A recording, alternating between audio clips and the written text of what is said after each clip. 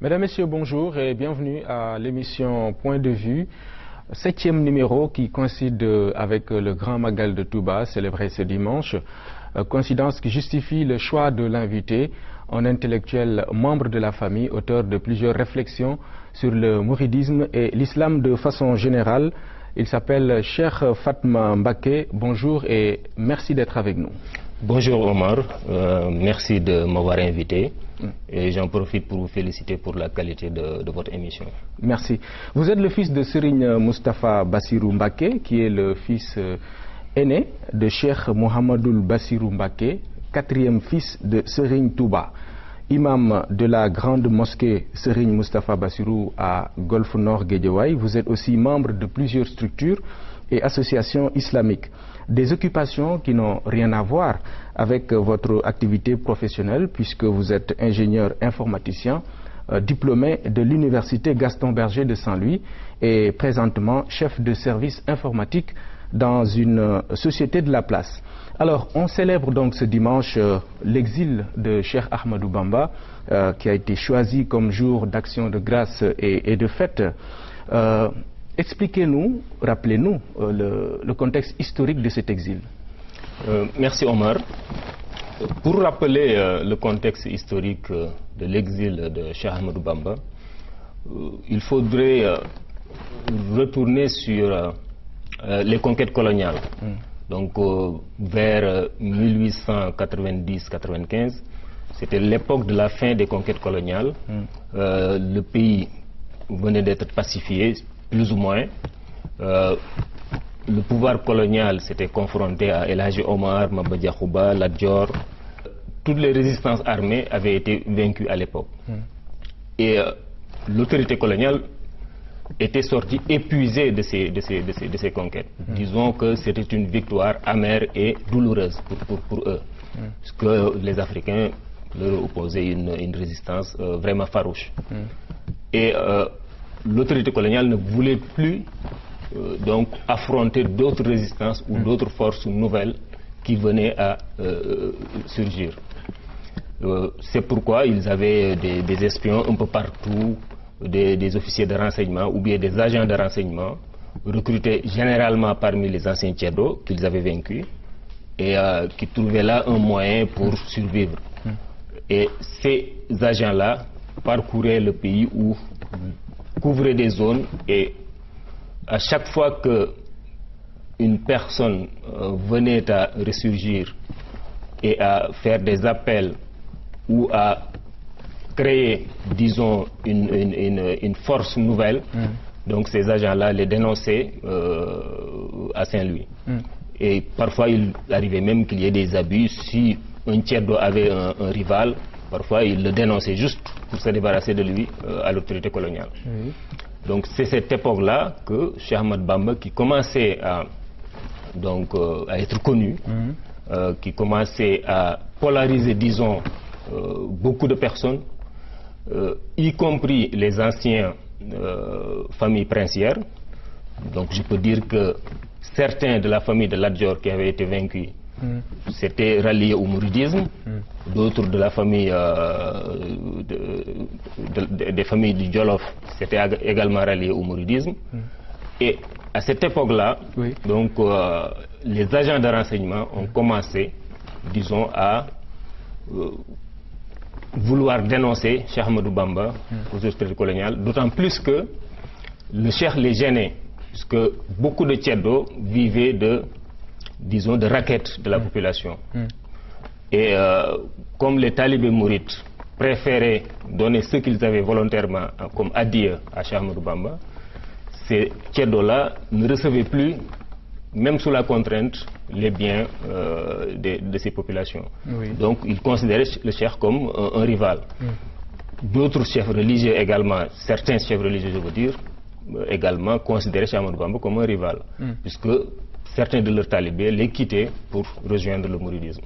C'est sous ce contexte-là que dénonciation après dénonciation, l'autorité coloniale a commencé à faire un focus sur Cheikh Ahmadou Bamba, pensant que le Cheikh était en train de préparer une guerre sainte, une guerre armée, en s'appuyant sur les anciennes familles princières déchues, et que ces gens-là, qui étaient de la famille de Lat Dior, etc., voulaient prendre leur revanche sur le colonialiste en poussant également Cheikh Ahmadou Bamba vers la guerre. Et dès lors, il fallait l'exiler. Absolument. En fait, il fut arrêté donc le samedi 10 août 1895 à Djewel, donc actuelle région de Louga. Il fut acheminé à Louga même. Donc il était à cheval. Donc arrivé à Louga, ils ont pris le train vers Saint-Louis. Donc à Saint-Louis, le procès s'est tenu donc dans l'actuelle gouvernance de Saint-Louis, à l'époque siège de la gouvernance du gouverneur général. Et c'est le 5 septembre 1895 que le conseil privé a fait une délibération pour décider de l'exil de Cheikh Ahmadou Bamba. Alors, choisir un jour où toutes les épreuves ou privations ont commencé pour célébrer une fête et remercier Dieu le Tout-Puissant, à travers donc ce choix-là, qu'est-ce que le fondateur du mouridisme, Cheikh Ahmadou Bamba, a voulu montrer? Oui, disons que il faut retourner sur les causes un peu de l'exil du Cheikh pour comprendre ce choix-là. En fait, disons qu'il y a deux causes. Donc, une cause ésotérique, donc ce qu'on appelle batin, donc la volonté divine, et une cause extérieure que les gens peuvent constater. C'est ce dont je viens de donner des explications. Mais pour la cause ésotérique, le Cheikh lui-même a dit qu'il convoitait une station très haut placée auprès de Dieu, et que le Tout-Puissant lui a fait savoir que, par l'intermédiaire du prophète, que cette station-là ne pouvait être atteinte que par des épreuves énormes. C'est pourquoi le Cheikh, ayant accepté de faire face à ces épreuves-là, le Tout-Puissant l'a mis en confrontation avec le pire ennemi de Dieu de l'époque, donc l'autorité coloniale. Donc c'est pourquoi, le 5 septembre, après la délibération, ils ont dit dans le rapport, je cite, à l'unanimité, après avoir lu les rapports de Merlin et Leclerc, et avoir fait comparaître Ahmadou Bamba, le Conseil a décidé de l'exiler, qu'il y avait lieu de l'exiler au Gabon, jusqu'à ce que les agitations causées par son enseignement soient oubliées au Sénégal. Fin de citation. Donc c'était ça le but de l'autorité coloniale, mais le Cheikh lui-même, son but c'était d'atteindre une station très haut placée en faisant face à des épreuves énormes qui puissent lui permettre, en fait, pendant l'exil, d'écrire beaucoup de livres, d'écrire beaucoup de poèmes, de faire beaucoup d'adoration divine, ce qui lui a permis, donc, à son retour, le 11 novembre 1902 au Sénégal, de rayonner de mille feux. D'accord. Le Magal de Touba, certainement, il n'avait pas cette envergure, surtout du temps du Cheikh. L'histoire raconte qu'il était célébré individuellement par chaque talibé lui-même. Alors, comment on est passé de ce niveau-là à la dimension que l'on connaît aujourd'hui? Oui, Omar, permettez-moi de revenir un tout petit peu sur le contexte et l'exil lui-même. Donc, je disais tout à l'heure que l'exil a duré 7 ans, donc de 1895 à 1902.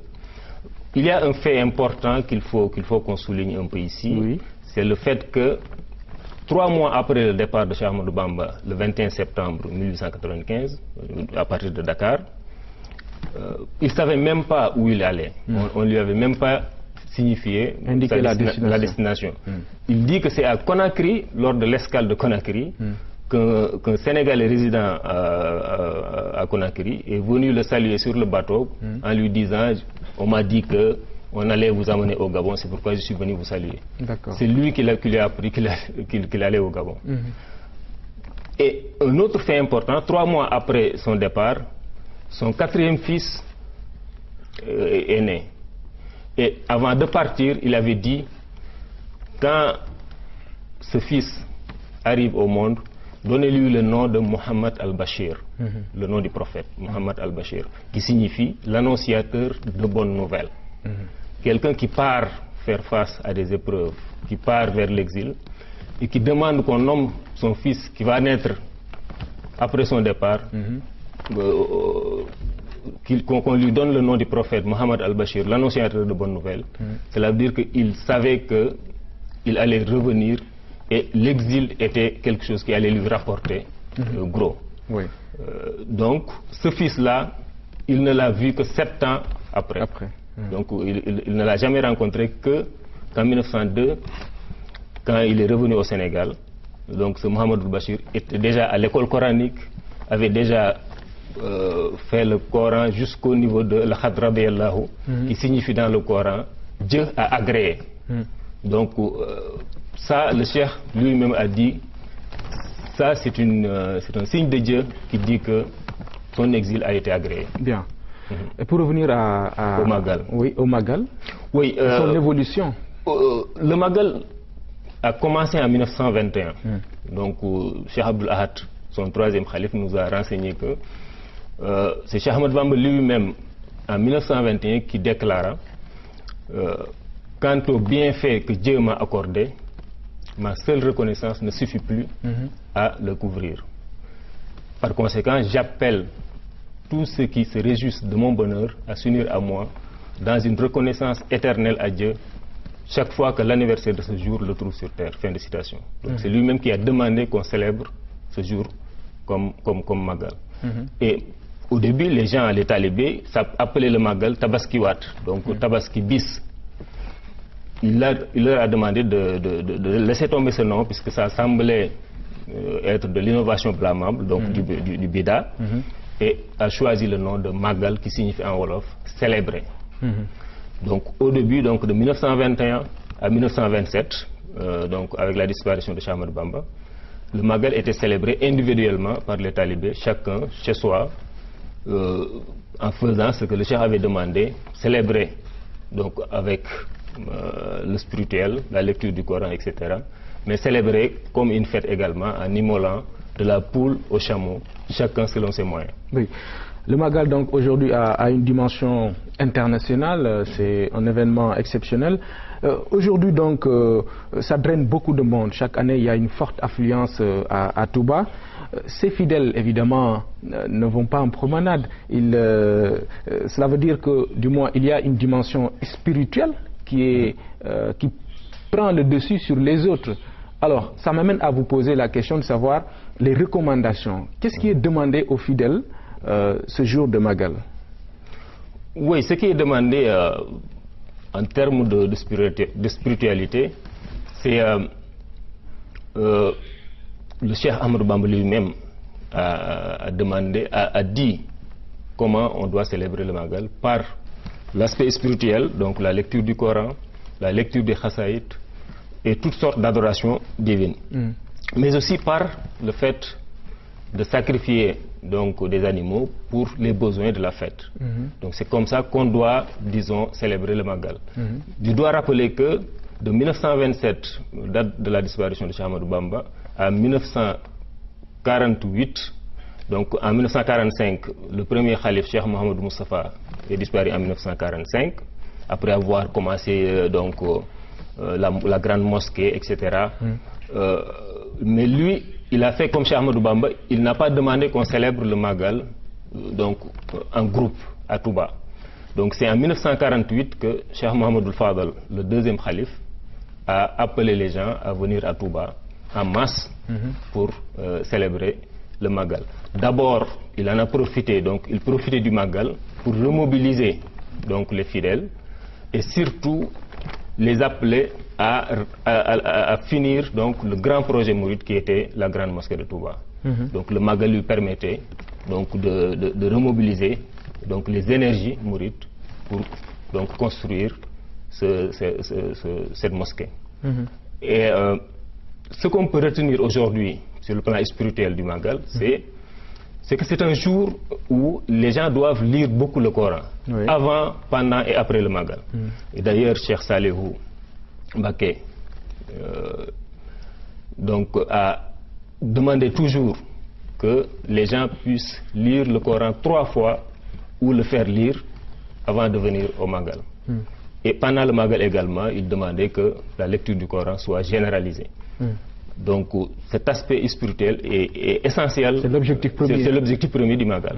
Donc la lecture du Coran, le retour à Dieu, donc l'introspection. Donc les fidèles doivent, lors du Magal, se poser des questions sur leur spiritualité, sur le fait que est-ce que réellement ils sont dans la bonne voie, est-ce que ils doivent redoubler d'efforts dans l'œuvre à l'islam. Et je peux dire que beaucoup de jeunes quittent le Magal complètement transformés sur le plan spirituel. Ils fréquentent plus les mosquées, beaucoup plus les mosquées, lisent plus le Coran, etc. et sont devenus meilleurs. Le Magal joue ce rôle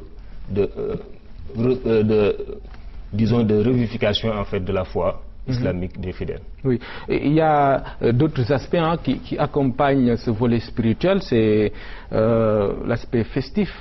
On le sait, c'est un moment également qui permet aux fidèles qui viennent de bien manger. On appelle communément ces repas copiés qui sont servis le berndel. Et il y a aussi cette dimension culturelle, parce qu'on le sait, depuis quelques années, il y a des forums, des panels qui sont organisés pour sensibiliser les fidèles. Ça aussi, ce sont des recommandations qui sont venues avec le temps. Oui, disons que c'est une recommandation depuis le départ, disons. Parce qu'en fait, c'est le cheikh lui-même, Cheikh Ahmadou Bamba, en 1921, qui disait de la poule au chameau, sacrifiez de la poule au chameau et faites la fête. Que la fête soit belle. Que rien ne soit, disons, négligé pour que la fête soit belle. Maintenant, c'est vrai, de plus en plus, aujourd'hui même, il y a dans beaucoup de familles, le cheikh avait dit soit la poule, soit une chèvre, soit un mouton, etc. Chacun selon ses moyens. Mais aujourd'hui, dans beaucoup de familles, les gens font à la fois de la poule, ils sacrifient de la poule au chameau, pour rendre la fête plus belle. Donc il y a cet aspect, les collations sont innombrables lors du Magal. Donc en fait, en réalité, le Magal c'est une fête. Ça célèbre en fait le départ en exil du cheikh, comme il l'a demandé, mais c'est également une fête, un jour de réjouissance. D'accord, qui ne doit pas faire oublier l'aspect spirituel évidemment, qui est primordial. Évidemment. Ok. Des millions de personnes réunies dans une cité religieuse, ça implique nécessairement des activités à caractère économique, et c'est un gros marché, vu la forte demande qu'il y a. On parle de millions de talibés, plus de 3 millions. Alors, ça pose ici le problème des retombées de cet événement-là. Comment évaluez-vous cela? Oui, la dimension économique du Magal est, je crois, la dimension la plus visible, peut-être la plus évidente, puisque tout simplement, là où il y a 3 à 4 millions de personnes, tout le monde sait que c'est un gros marché de consommation, et les entreprises raffolent vraiment de marché de consommation. C'est pourquoi, un mois avant le Magal, si vous regardez du côté des entreprises de bâtiments, les ouvriers de construction, pratiquement un mois avant le